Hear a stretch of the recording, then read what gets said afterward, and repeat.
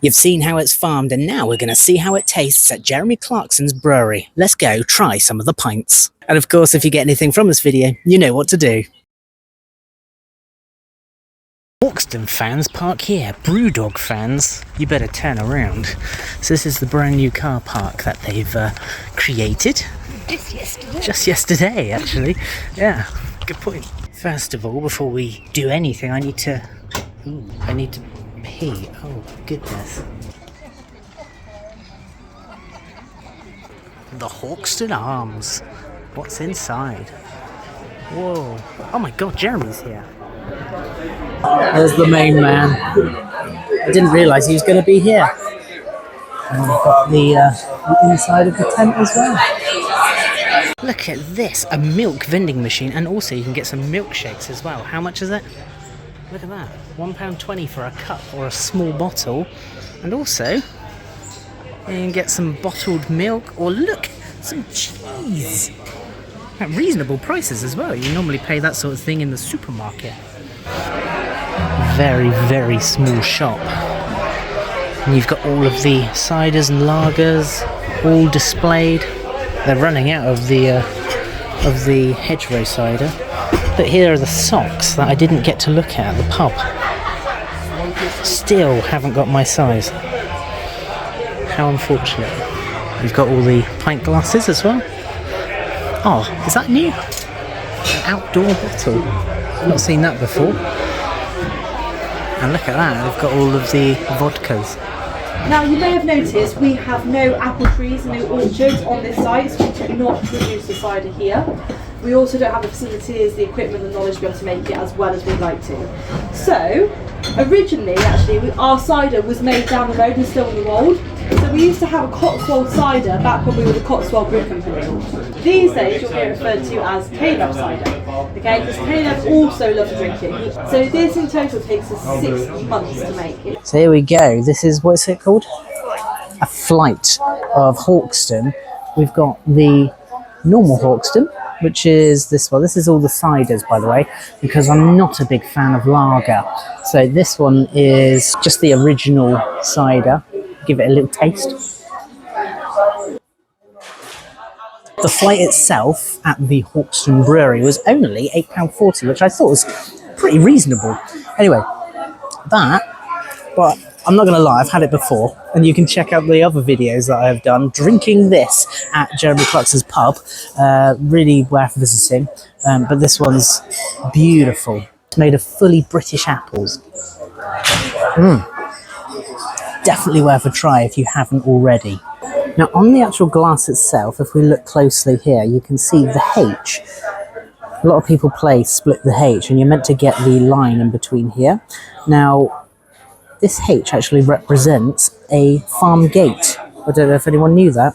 And also, down the side here are the coordinations, if you were to ever look for it yourself, the Hawkstone rock that this is named after. Now, all of the ciders are made from a mix of apples, which means that they have come from lots of different farms in the UK, not one specific place. From start to finish, the cider takes around 6 months to make. Now, the actual cider itself is made at Henry Weston's brewery.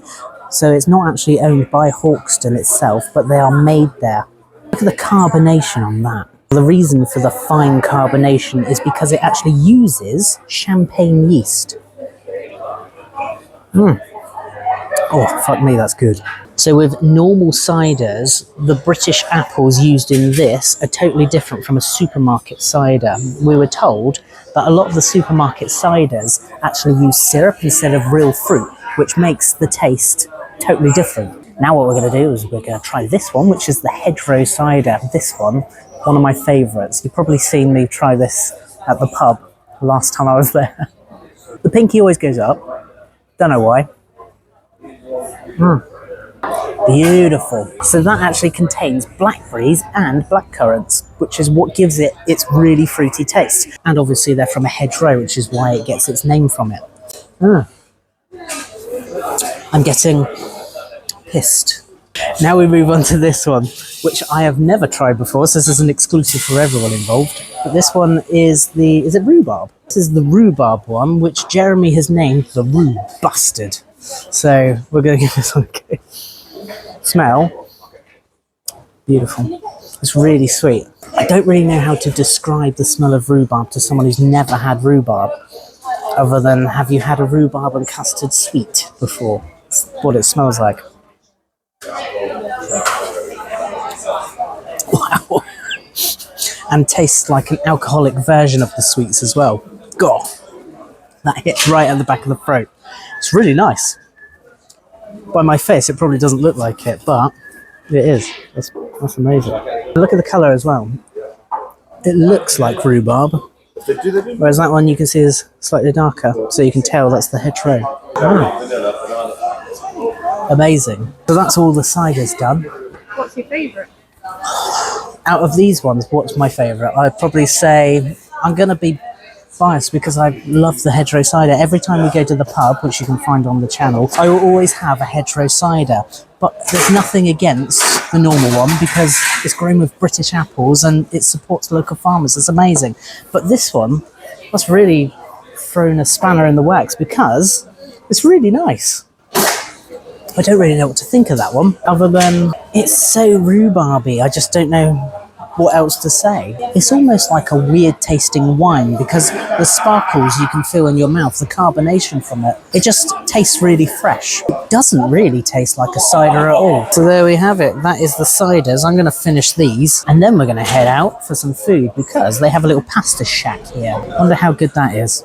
To go with it, this is like a carbonara apparently, from what it said on the board. Let's have a taste of this. So this is a little pasta shack outside. Apparently they change it each week.